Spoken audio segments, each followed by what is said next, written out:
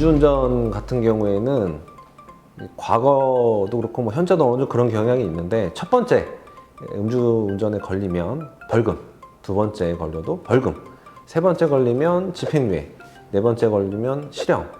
대체적으로 이제 법원에서는 이렇게 재판하는 경향이 있습니다. 얼마 전에 그 윤창호법이 개정이 되면서 그 음주 전력, 음주 전과 횟수와 음주 수치에 따라서 가중 처벌을 하고 있고, 세 번째 같은 경우에도 어떤 음주운전의 경위라든가 죄질에 따라서 법정 구속을 하기도 합니다. 예컨대 같은 날 하루에 음주운전을 연속으로 2번을 해서 걸리는 사안도 있습니다. 이런 사안 같은 경우에는 한 번 음주운전을 했음에도 불구하고 단속을 당했는데도 그걸 뉘우치지 않고 바로 다시 운전을 하는 경우, 그리고 어떤 경우도 있냐면 음주운전을 하는 과정에서 단속에 걸렸음에도 불구하고 음주 단속을 처벌을 피하기 위해서 도주를 하거나 도주하는 과정에서 다른 교통상의 위험을 발생시킨 경우, 이런 경우라도 1, 2회라도 이런 경우에는 구속을 시키는 경우가 있기 때문에 적극적으로 법률 전문가의 조언을 얻어서 대처를 해야 합니다. 이런 경우에는 핑계를 대면서 음주 측정을 거부를 하거나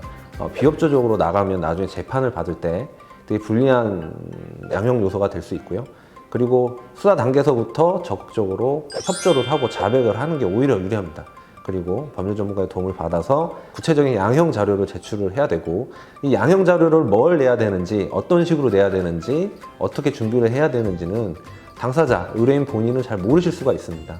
그렇기 때문에 반드시 변호사의 도움을 얻으시기를 조언을 드리고, 그럼 어떤 자료를 준비해야 되냐라고 하면, 일단 음주를 하게 된 경위라든가 그 다음에 음주운전의 거리, 이런 것들을 좀 적극적으로 구체적으로 주장을 할 필요가 있고, 만약 불가피하게 음주운전을 하게 되었다고 하면 그런 불가피하게 운전을 하게 됐다는 것에 대한 증거 자료, 예를 들어서 아픈 사람을 위해서 운전을 하게 됐다면 그 아픈 사람의 병원 진단서라든가 이런 걸 적극적으로 내실 필요가 있고, 그 다음에 가정 환경에 대해서도 중요합니다. 이 운전을 해서 가족의 생계를 꾸리고 있다라고 하면 그런 점들을 적극적으로 어필하실 필요가 있고, 만약에 음주 전력이 많으시다고 하면 그 음주에 대한 치료를 지금 받고 있다, 뭐 알코올 중독 치료를 받고 있다거나 이런 것들 자료를 내실 필요도 있고, 그 다음에 지인들의 탄원서, 그 다음에 직장에서 음주운전으로 인해서 뭐 벌금 이상, 집행유예 이상의 형을 받으면 직장을 잃을 위험이 있다.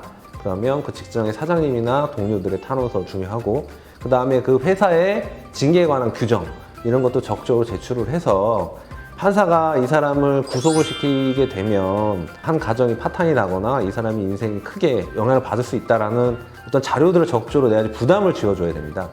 그래야지만 유리한 결과가 나올 수 있기 때문에, 적어도 법정 구속은 그래야 피할 수 있기 때문에 그런 것들은 사실 당사자가 준비하기는 어려움이 있습니다. 그래서 반드시 법률 전문가의 조언을 받으시길 부탁드리겠습니다.